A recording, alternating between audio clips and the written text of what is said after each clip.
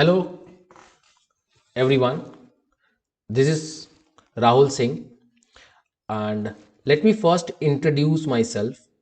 This is all about me.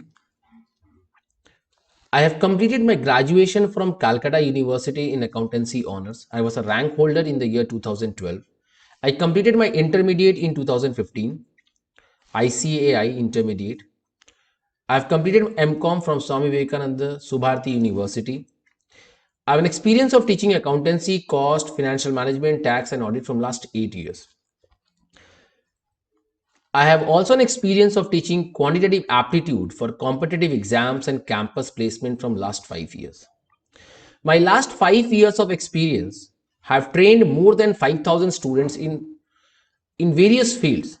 I have trained students for UPSC CSAT, state PCS, CAT, Bank PO, SSC, EPFO, etc. and many other exams.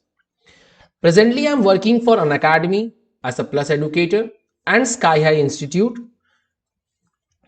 I have also worked for Vincent IS for more than 3 years and for Republic IS for more than 2.5 years. I'm an author of a decoder for UPSC Commerce and Accountancy Optional Paper 1. Now, I will start explaining you something about the CSAT.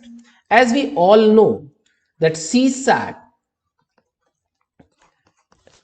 contains 200 marks, of which 80 questions are there and each question carries 2.5 marks. I know this is very common to all and everyone knows about this, but still, before starting to the strategy and the concept which I will be the plan I have for the syllabus, let me first introduce about the syllabus, that there are 80 questions. Now what I wanted to tell you that out of this 80 questions, this 80 question is further divided into 3 parts. One is for English, which contains comprehensions, mathematics, that is cons, and the reasoning area. Now, generally 25 to 30 questions are asked from this area and around 50 to 55 questions are asked from this area. Students generally take CSAT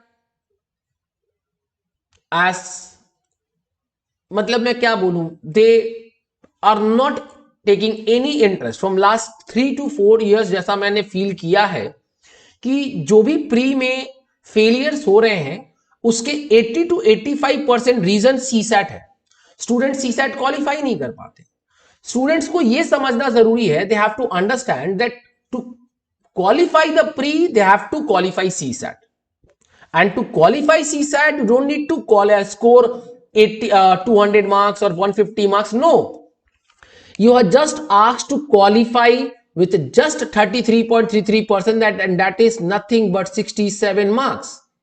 अब ये 67 marks आपको कैसे qualify करना है, कैसे लाना है, ये मैं आपको बताऊंगा. जिस 67 मार्क्स में मैं ये आपको बिलीव करवा सकता हूं कि अराउंड 60 मार्क्स मैं इस मैथ्स और रीजनिंग से आराम से कवर करा दूंगा. 55 to 60 मैं ये कह सकता हूं.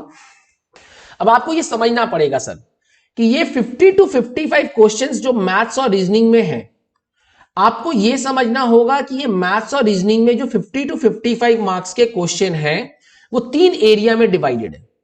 Again it is divided into 3 area. 70% question, 20% and 10%. Sir ये क्या है सर? ये 70% वो क्वेश्चन होते हैं जो लॉजिकल बेस्ड होते हैं. Most of them logical based बोलिए, ऑप्शन बेस्ड बोलिए, या मैं बोलूं थोड़ा सिंपल होते हैं.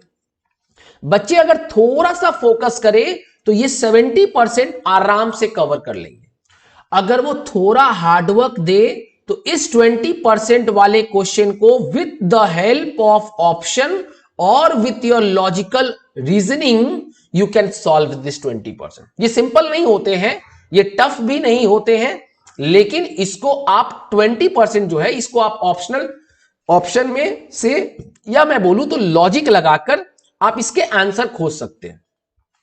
ये 10% क्वेश्चन कुछ ऐसे होते हैं जिसको अटेम्प्ट ना ही करे तो बेहतर होता है। मैं बीइंग अ टीचर मैं ये बात कह सकता हूं कि 10% क्वेश्चन ऐसे होते हैं जो आपको हिट नहीं करना चाहिए।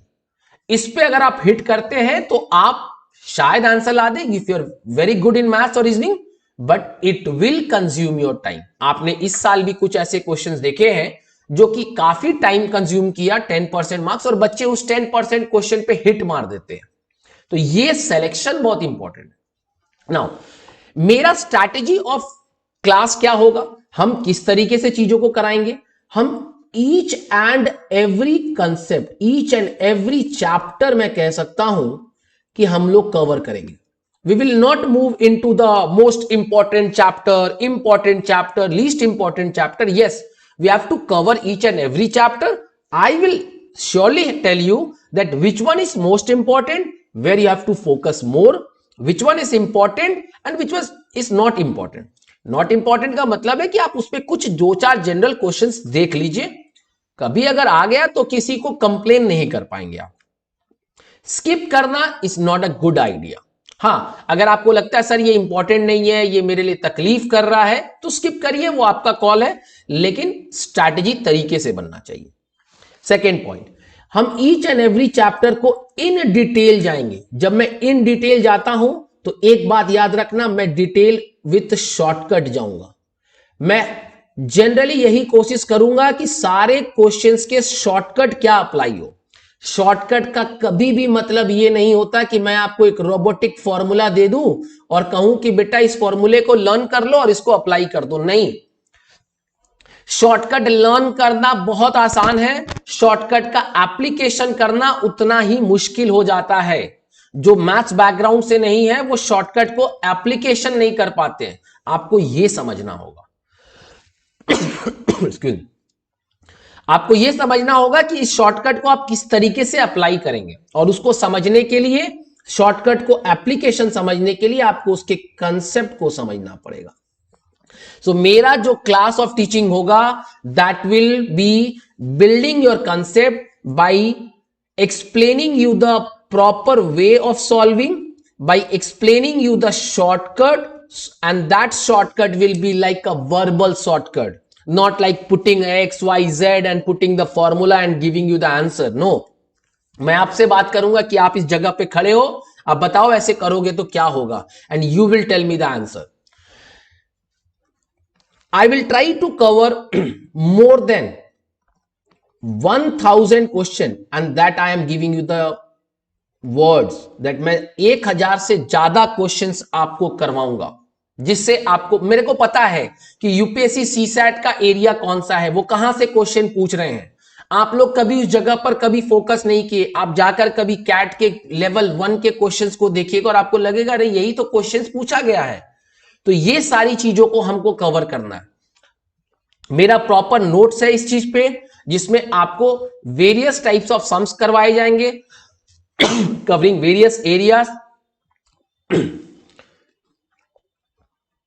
Secondly, हम मॉक लेंगे, and I will try to cover a weekly mock और वीकली डाउट सेशन रहेगा। वीकली डाउट सेशन में आपको जो होमवर्क दिए जाएंगे उस होमवर्क का सॉल्यूशन प्रॉपरली आपको प्रोवाइड किया जाएगा। So this will be the strategy. The best part is learning the concept from the zero, and I believe me, मैं उन बच्चों को पढ़ाकर मैथ्स निकला हूं जो जीरो पे थे, और उन बच्चों के अंदर में वो इंटरेस्ट लाया हूं। तो इंटरेस्ट लाना बहुत जरूरी होता है, और इंटरेस्ट मैं ला के दूंगा आपको। Just you need to participate with me. So that's all I can say regarding the syllabus. We all know कि मैथ्स और रीजनिंग के सिलेबस क्या है। We will be covering each and every part properly with the concept. मैं आपके concept को build करूंगा, और मेरा जो एक्सपीरियंस है 5 इयर्स का इन दिस फील्ड, जहां मैंने 5000 से ज्यादा बच्चों को ट्रेनिंग दिया है, क्लास करवाया है, मैंने वेरियस इंजीनियरिंग कॉलेजेस में जाकर कैंपस प्लेसमेंट के लिए उनको ट्रेन किया है, उनके जो मेरे जो एक्सपीरियंस है वो मैं आपके साथ शेयर करूंगा। और मैं आपको प्रॉमिस करता हूं कि आप सीसैट को लेकर बोलते हैं ना टेंशन फ्री हो जाओगे, मुक्त हो जाओगे टेंशन से, क्योंकि आप इसको जो टेंशन में इसलिए लेते हो क्योंकि आप शायद इसको कंसेप्ट से नहीं, आप इसको फॉर्मूला से समझते हो. So this is what I wanted to tell you all. Thank you so much.